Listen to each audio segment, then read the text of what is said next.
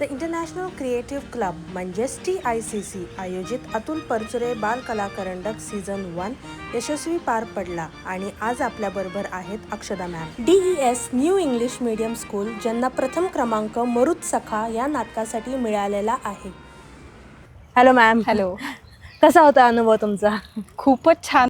Actually आत्ता इथे बसून संपूर्ण प्रोसेस नाटकाची जेव्हा मी आठवतेय तेव्हा खरंच वाटत नाही आहे की इतकी मोठी प्रोसेस आहे, पण ती इतकी आनंददायी ठरली.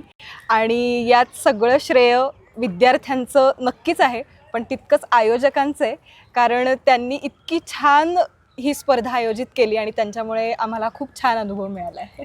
नाटक बसवताना मुलांकडनं नाटक बसून घेणं हे खूप मोठं टास्क असतं आणि त्यात बरेचशा मुलांना हा पहिल्यांदाच एक्सपिरियन्स होता. सुरुवातीला जेव्हा मुलांना आम्ही सांगितलं की अशा पद्धतीची एक स्पर्धा आहे आणि त्याच्यात आपल्याला भाग घ्यायचा आहे, आम्ही मुलांना विचारलं नव्हतं की आपण भाग घेऊयात का. आम्ही सांगितलं होतं की आपण भाग घ्यायचा आहे, त्यामुळे तुम्ही ऑडिशन्ससाठी या. आणि खरंच मुलांनी आम्हाला खूप छान प्रतिसाद दिला. ऑडिशन्सला पण खूप गर्दी झाली आणि त्यातनं मुलांना सिलेक्ट करणं हे खरंच आमच्यासाठी खूप टास्क होता, कारण आम्हालाही वाटलं नव्हतं तेवढं या मुलांनी छान ऑडिशन्स दिल्या. त्यांनी स्वतः एक एक छोटी छोटी पात्रं तयार करून ते आले होते आणि प्रत्येकानेच खूप त्यावर मेहनत घेतलेली आम्हाला ऑडिशनपासून दिसली. त्यामुळे खूप छान वाटलं. आणि चॅलेंजेस म्हणायला गेले तर फक्त मुलांचा अभ्यास आणि नाटकाची प्रॅक्टिस हे एकच चॅलेंज मला वाटलं, पण ते मुलांनी आमच्याकडनंच इतकं छान करून घेतलं की आम्हाला ते म्हणायचं की मिस तुम्ही काही काळजी करू नका, आम्ही दोन्ही व्यवस्थित करू, आणि त्यांनी ते करून दाखवलं. पेरेंट्सकडनं पण तेवढाच सपोर्ट लागतो या सगळ्या गोष्टींकडनं. तर तुम्हाला पेरेंट्सकडनं कसा सपोर्ट होता? खूपच छान, कारण मुळात काय की कुठल्याही विद्यार्थ्याला शिक्षक आणि त्याचे पालक या दोघांकडनं सपोर्ट असेल तर तो विद्यार्थी अजून चांगल्या पद्धतीने त्याच्याकडची गुणकौशल्य आपल्यापर्यंत दाखवू शकतो किंवा त्याला त्यामध्ये वाव मिळतो. आणि सगळ्याच पेरेंट्सनी खूप छान प्रतिसाद दिला. जेव्हा पेरेंट्सना असं कळलं की आपली शाळा या स्पर्धेमध्ये भाग घेणार आहे, तेव्हा कुठल्याही पेरेंट्सनी का कशाला माझ्याच मुलाला का घेतलं आहे असे कुठलेही टिपिकल प्रश्न न विचारता सगळ्या पेरेंट्सनी खूप छान कौतुक केलं. जेव्हा आज आपल्याला नंबर मिळाला आहे तेव्हा देखील पेरेंट्स खूप खुश आहेत आणि शाळा, शिक्षक आणि आयोजक यांच्याविषयी ते अतिशय कृतज्ञ आहेत. अतुल परचुरे बाल कलाकरंडक हे जेव्हा ऐकलं तेव्हा कधी वाटलं की बाबा आपणही भाग घेतला पाहिजे? खरं तर मुख्याध्यापक आमचे माननीय प्रीतम जोशी सर यांनी, मला आठवतं आहे अजूनही, त्यांनी मला केबिनमध्ये बोलवलेलं आणि सांगितलेलं की मिस आपल्याला या स्पर्धेमध्ये भाग घ्यायचा आहे. आणि तेव्हा खरं तर क्युरियोसिटी होती की फक्त यामध्ये बालनाट्य नाही आहे, म्हणजे वेगवेगळे प्रकार, कथाकथन आहे, एकपात्री आहे, आरजेचं आहे. त्यामुळे आम्ही थोडेसे पेचात पडलेलो की आपण कशात घेऊयात. पण आम्हाला असं होतं की आपण अशा स्पर्धेमध्ये भाग घेऊयात जिथे आपल्याला जास्तीत जास्त मुलं नेता येतील, आणि ते अर्थातच बालनाट्य. आमची 28 मुलं या नाटकामध्ये सहभागी होती आणि त्यातला अनुभव खरंच खूप छान होता. मुलांकडनं नाटक बसून घेणं म्हणजे स्टोरीपासून आलं, डिरेक्शनपासून, काय काय मुलांनी लाईट्स, नेपथ्य सगळंच केलेलं आहे. तर ते शिकवणंसुद्धा एक टास्कच आहे. सो त्याची आवड कशी तुम्ही निर्माण केली? सुदैवाने असं झालं की आमच्या शाळेमध्ये काही इंटर्नशिप करण्यासाठी काही विद्यार्थी आले होते आणि त्यांच्यापैकी काही 2-3 जणी होत्या ज्या या क्षेत्रातल्या होत्या.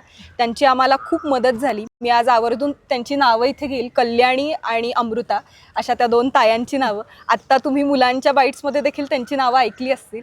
त्यांनी खूप मदत केली. खरं तर हे श्रेय त्यांचं जास्त आहे की त्यांनी मुलांकडनं हे सगळं बसवून घेतलं.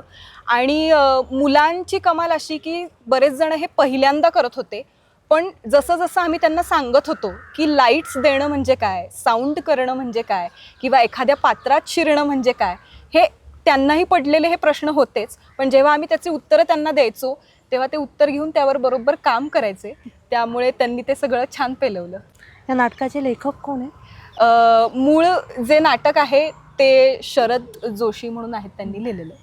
पण ते सगळं त्याचा अनुवाद केला गेला आहे. आणि मग आपण, कारण हे मूळ संस्कृतमधलं नाटक आहे आणि संस्कृतमधलं नाटक आपण अनुवाद करून मराठीमध्ये आणले. आणि मग आता आपण ते अनुवाद करतानाचं काय हे होतं, म्हणजे चॅलेंजेस आले असतील किंवा ट्रान्सलेशन खूप प्रोसेस असते? मी आत्ता मगाशी सांगितल्याप्रमाणे त्या ज्या 2 ताया होत्या त्यांनीच तो अनुवाद आमच्यापर्यंत पोहोचवला. त्यामुळे आमचं खरंच खूप मोठं काम त्यांच्याद्वारे झालं आहे. त्यामुळे पण खरं तर कुठल्याही एखाद्या भाषेत असलेल्या कलाकृतीचा अनुवाद करणं ही अत्यंत मोठी गोष्ट आहे, अवघड गोष्ट आहे. पण मुलांनी देखील संस्कृत नाटक पाहून मग मराठी नाटकाकडे ते वळलेत, कारण त्यांना रेफरन्ससाठी आम्ही संस्कृत नाटक पाठवलं होतं आणि अशा पद्धतीने तुम्हाला नाटक करायचं आहे, फक्त ती भाषा मराठी आहे असं सांगितलं होतं. जेव्हा आपण भाषांबद्दल बोलतो किंवा एक चॅलेंज असतं मुलांकडनं, ती त्या कॅरेक्टरची ती भाषा त्यांच्याकडनं करून घेणं सुद्धा हा चॅलेंज आहे. तुम्हाला त्याच्यात काय आलं की बाबा, कारण बोलीभाषा ही वेगळी असते अगदी. प्रत्येकाची. मुळात आमची इंग्रजी माध्यमाची शाळा आहे, पण मुलं बऱ्यापैकी मराठी वाचतात आणि त्यामुळे त्यांची वाणी खूप शुद्ध आहे. त्यामुळे आम्ही खरं तर खूप ग्रेटफुल आहोत की आम्हाला अशी मुलं मिळाली आहेत. आणि दुसरी गोष्ट म्हणजे आमचं नाटक हे थोडंसं मागच्या काळातलं होतं, आत्ताच्या आधुनिक काळातला कुठलाही विषय आम्ही घेतला नव्हता. त्यामुळे त्या काळची थोडीशी भाषा, ते मोठे मोठे शब्द, मोठी मोठी वाक्य, आमच्या नाटकामध्ये एक मोठं सुभाषित होतं संस्कृतचं, जे या मुलांनी पाठ केलं. म्हणजे ते पाठ करून घेणं हा आमच्यासाठी टास्क होताच, पण तो टास्क आम्ही घेण्यापेक्षा मुलांनी घेतला आणि ते करून दाखवलं. त्यामुळे म्हणजे मला इथे आवर्जून एक किस्सा सांगायला आवडेल की जेव्हा आपलं नाटक झालं आणि त्याच्या दुसऱ्या दिवशी आम्ही हाच प्रयोग शाळेमध्ये दाखवला सगळ्या मुलांना, की आपण काय नाटक सादर केलं काल, म्हणून आम्ही सगळ्या मुलांना तो दाखवला. पण आदल्या दिवशी असं कळलं की आमच्या नाटकातला जो मेन जे कॅरेक्टर आहे तळपदे, जो सोहम गोखले करायचा, त्याला प्रचंड थ्रोट इन्फेक्शन, त्याचा घसा बसलेला, त्याला कंटिन्यू खोकला. पण आम्ही ऑलरेडी शाळेमध्ये अनाऊन्स केलेलं की उद्या आपण नाटक दाखवायचं आहे आणि चेअरमन वगैरे सगळे येणार होते. त्यामुळे आता काय करायचं, आणि मुलांकडे हा प्रश्न आम्ही विचारल्यानंतर की आता काय करूयात, तर आमच्याच टीममधला पुण्य गेलडा, जो साऊंड करायचा, जो ऑनस्टेजही नव्हता, त्याने ते अख्खं पात्र केलं कुठेही काहीही न विसरता. आणि जर का आम्ही हे सांगितलं नसतं तर मुलांना कळलंही नसतं की त्यांनी हे मेन कॅरेक्टर केलेलं नाही आहे. म्हणजे मुलं इतकी त्यामध्ये एकरूप झाली होती. फक्त ऑनस्टेजवाल्यांनी त्यांचे डायलॉग पाठ करायचे आणि बॅकस्टेजवाल्यांनी बसून राहायचं, असं अजिबात मला नाटकामध्ये जाणवलं नाही. ऑनस्टेज आणि बॅकस्टेज ही त्यांची जी एकी होती, ह्याचा हा उत्तम अनुभव मला मिळाला की एका रात्रीत त्या मुलाने तयारी केली आणि दुसऱ्या दिवशी मेन कॅरेक्टर त्यांनी तिथे प्ले केलं. तुमचं पण खूप खूप अभिनंदन. आणि खरं मुलांकडनं पहिलं, ज्यांना काही बॅकग्राऊंड नसताना त्यांच्याकडनं हे सगळं करून घेणं आणि ते पण प्रथम क्रमांकावरती येणं खरंच खूप मोठा टास्क असतो. त्यासाठी तुमचं खूप खूप अभिनंदन. Thank you so much. खरं तर ही स्पर्धा आमच्यासाठी एक प्रेरणास्थान ठरली आहे आणि यानंतर प्रत्येक वर्षी आम्ही या स्पर्धेमध्ये भाग घेणार आहोत. त्यामुळे आयोजकांचं खूप खूप आभार आणि मुलांचं खूप खूप कौतुक. थँक्यू.